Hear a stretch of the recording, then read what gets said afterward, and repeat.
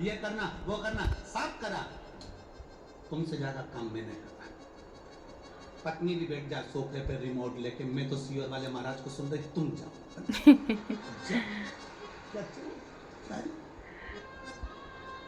और अगर पति आया दुकान से ऑफिस से और बड़े मुस्कुराकर प्रेम से कह दे, प्रेम से बड़ी मुस्कुराकर कह दे, बहुत प्रसन्नता में कह दे,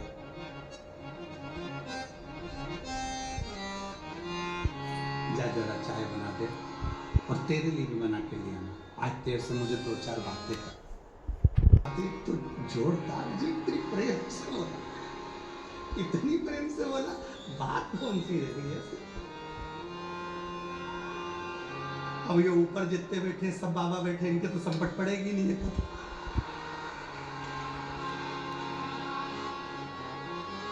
अब ये बाबाओं के तो पल्ले पड़ने वाली ये कथा है नहीं, क्योंकि ये बाबाओं से बड़े बाबा जो नीचे बैठे हुए हैं, ये बाबाओं की कथा चल रही है। जरा प्रेम से बोल दिया, चाय बना के ला, 2 कप चाय बना के लाई, साथ में खारिया बिस्कुट मठरी सब लेके आई और रख दी टेबल पे। बड़ी मुस्कुराते हुए उसने चाय बनाई, चाय भी इतनी प्रसन्नता से बनाई कि पीने वाला और प्रसन्न हो जाए। ये प्रसन्नता जीवन की सुख दे जाती है। मुस्कुराते रहिए। देव ऋषि नारद अपनी बहन के दरवाजे पर जा रहे हैं तो मुस्कुराते हुए जा रहे हैं, और बड़े मुस्कुराते मुस्कुराते जा रहे थे। तो नारद जी जाते जाते भगवान विष्णु ने लक्ष्मी जी से कहा, बड़ा मुस्कुरा रहा है। नारद बहुत कम मुस्कुराता है, परंतु आज मुस्कुरा रहा है, जरा पूछें नारद जी से। नारायण शेष सैया पे से उठ गए, लक्ष्मी जी को साथ लेकर पहुंच गए देव ऋषि नारद के सामने। हमेशा नारद भगवान के सामने आते थे, आज नारद के सामने भगवान आ गए। हमेशा नारद भगवान को ढूंढते थे, भगवान ने नारद को ढूंढ लिया। जरा विचार करना, आपके चेहरे की प्रसन्नता, आपके चेहरे की प्रसन्नता परमात्मा को भी खींच के तुम्हारे पास लेकर आती है। वो प्रसन्नता इतनी प्रबल है। दुख है ना जिंदगी में, होने दो। तकलीफ है ना जिंदगी में, होने दो। कर्जा हो गया ना जिंदगी में, होने दो। हमें ये प्लान नहीं करना कि मुझे मरना है, कि सुसाइड करना है, कि मुझे ये करना है, कि वो करना है ना। जिंदगी में कितना बड़ा भी दुख आ जाए, कितनी भी तकलीफ आ जाए, कितना भी कष्ट आ जाए, परंतु अपने चेहरे की प्रसन्नता समाप्त मत होने दो। शंकर के मंदिर जब भी जाना, शिव जी को 1 लोटा जल चढ़ाने के लिए तुम्हारे पड़ोस के मंदिर में जब भी जाना, मुस्कुराते हुए जाना। आधे से ज्यादा मोहल्ले के लोगों को लगेगा इतना कर्जा होने पर भी इतनी मुस्कुरा रही है, इतना तकलीफ होने के बाद, इतनी बीमारियां होने के बाद, इतना कष्ट होने के बाद, इसके घर में इतनी तकलीफ होने के बाद भी इसके चेहरे की प्रसन्नता खत्म नहीं हो रही है। जब हम भगवान के मंदिर में जाएंगे तो मोहल्ले वाले तो आधे डिप्रेशन में हो जाएंगे, कितना कर्जा होने पर मुस्कुरा कैसे रहा है, हंस कैसे रहा है। भगवान के मंदिर में अगर मुस्कुरा कर जाएंगे, चेहरे पर प्रसन्नता रख कर जाएंगे, तो भगवान भी कहेगा कि इतना दुख होने पर भी तेरी हंसी कम नहीं हुई, जा मैं तुझे वर देता हूं कि तू ऐसे ही मुस्कुराते रहे। ये वरता मेरे शिव देता है। और आप और हम अगर मुसद्दी लाल के हसीन सपने जैसे चले जाए, कई माताओं की आदत रहती है, फोटो वाला कैमरा लेकर खड़ा रहता है, वो कहता भी है, ए अम्मा स्माइल प्लीज, और अम्मा फिर सिर पर पल्लू लेकर एकदम अम्मा इसी बैठ जाए धापों की बाई की तरह, और एकदम कल्ली होके बैठ जाए, तो फोटो वाला भी कहेगा प्लीज प्लीज थोड़ी सी स्माइल। फोटो वाले के कौन समझाए कि जिंदगी में नहीं मुस्कुराई है, आप क्या मुस्कुरा, और जो पूरी जिंदगी नहीं मुस्कुराता, वो आखिरी में मरने के बाद टेबल पे जब फोटो रखाता है, उसमें फोटो मुस्कुराता हुआ ही होता है, उसमें फोटो मुस्कुराता, आखिरी में मुस्कुराता हुआ फोटो मिलता है।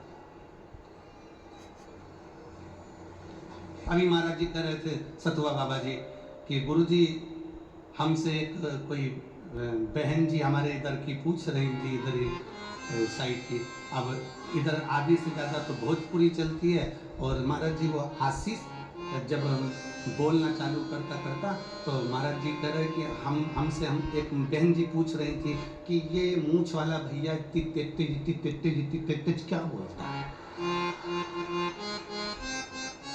क्या बोलता है, हमें तो आज तक समझ ही नहीं पड़ा कि बोला क्या। तो महाराज जी ने कहा ये गुरु जी आते हैं उसके पहले का मंत्र, गुरु जी आए उसके पहले का मंत्र है और यही मंत्र है जिसके कारण ये भीड़ बढ़ती है इकट्ठा।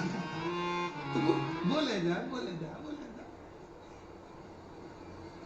तो महिला ने सचवा बाबा जी से पूछा तुम्हें संकट पड़ा, मतलब तुम्हें सूझ पड़ी इसमें क्या बोला। तो बाबा जी बोले मैं तो कई सालों से सुन रहा, मुझे ही सूझ नहीं पड़ी, तुझे भी नहीं पड़ रही, तुझे होगा चल ले जो पड़ जाए तो पड़ जाए। मुस्कुराहट भगवान को अपने करीब में लेकर आती है, अपने करीब।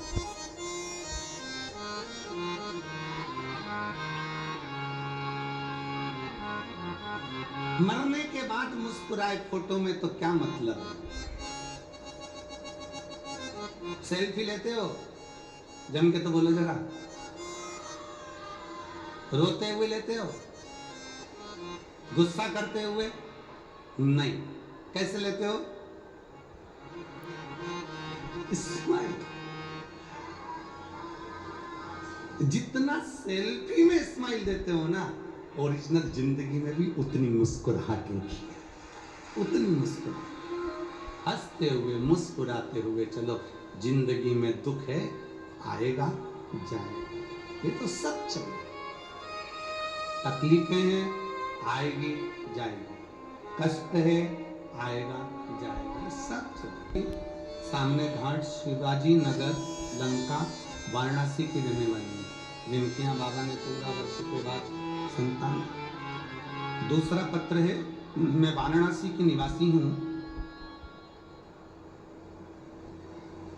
हुकुलगंज में रहती हूँ, वाराणसी में हुकुलगंज में रहती हूँ। मेरी बेटी शिखा गुप्ता, कहीं बैठी हो तो हाथ हिला सकती हैं। मैं हुकुलगंज में रहती हूँ, मेरी बेटी शिखा गुप्ता के पेट में अचानक दर्द उठा।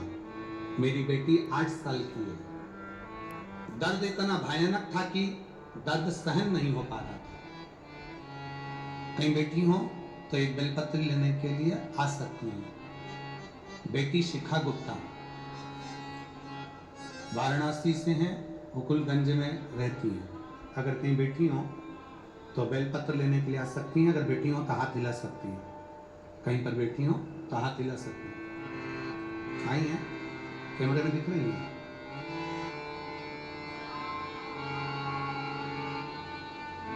हाँ ठीक है, दिख गए हो, हाथ हिला दो बेटा।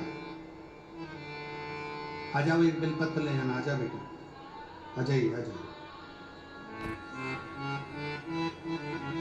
मैं वाराणसी की निवासी हूँ, हुकुलगंज में रहती हूँ। बेटी शिखा गुप्ता के पेट में अचानक दर्द उठा। दर्द इतना भयानक था कि समझ में नहीं आया। 2 से 3 डॉक्टरों को दिखाया था, लेकिन उनसे भी आराम नहीं मिला। जब हमने अल्ट्रासाउंड कराया तो उसमें पता चला कि ये जो बीमारी है 100 में से किसी 1-2 बच्चे को होती है। आ जाओ आप, आ जाओ, आ जाओ बेटा,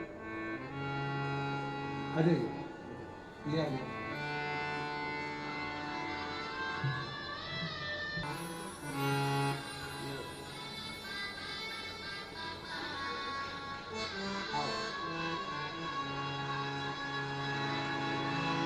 प्रणाम करो, हाथ जोड़ो, प्रणाम करो, जल्दी झुक के प्रणाम करो।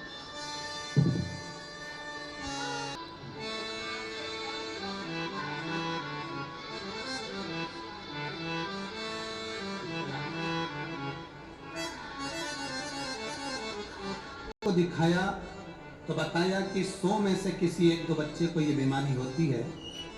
बच्ची की किडनी ऊपर नीचे है और आपकी बच्ची को अल्ट्रासाउंड में आया कि लीवर के पास में 7 गठाने हो गई हैं। पत्र को आप लोग एलईडी पर आस्था चैनल पर पढ़ सकते हैं। लीवर के पास 7 गठ बता दी, जिसमें बड़ी हैं और डॉक्टरों ने रिपोर्ट देखकर बताया कि हम समझ में नहीं आता क्या करना चाहिए। बड़े परेशानी में पड़ गए गुरुदेव, अब करें तो करें क्या। इसको जो खिलाते जो पिलाते वो सारा उल्टी में निकल जाता, शरीर में कुछ लग नहीं पा रहा। 4 से 5 साल तक हम यही परेशानी में जूझते रहे, क्या करा जाए समझ में नहीं आया। तब आखिरी में आपकी कथा श्रवण करना प्रारंभ करा और कथा श्रवण करने के माध्यम से शंकर पर चढ़े हुए जल को पीने का क्या महत्व होता है और एक बेलपत्री खाने का क्या महत्व होता है, हमारे पास के पड़ोसी ने बताया। हमने उनके कहने पर बेटी को मंदिर ले जाना प्रारंभ करा, जल चढ़ाते, पिलाते, बेलपत्री खिलाते, नंदी के पास बिठाकर श्री शिवाय नमस्तुभ्यम बुलवाते और हमारे ही पड़ोसी सीहोर गए, वहां से रुद्राक्ष लेकर आ गए। उस रुद्राक्ष को तांबे के कलश में जला देते, बेटी को जल चढ़वा के शिव जी को बेटी को पिला देते। गुरुदेव, कई सालों से ये चल रहा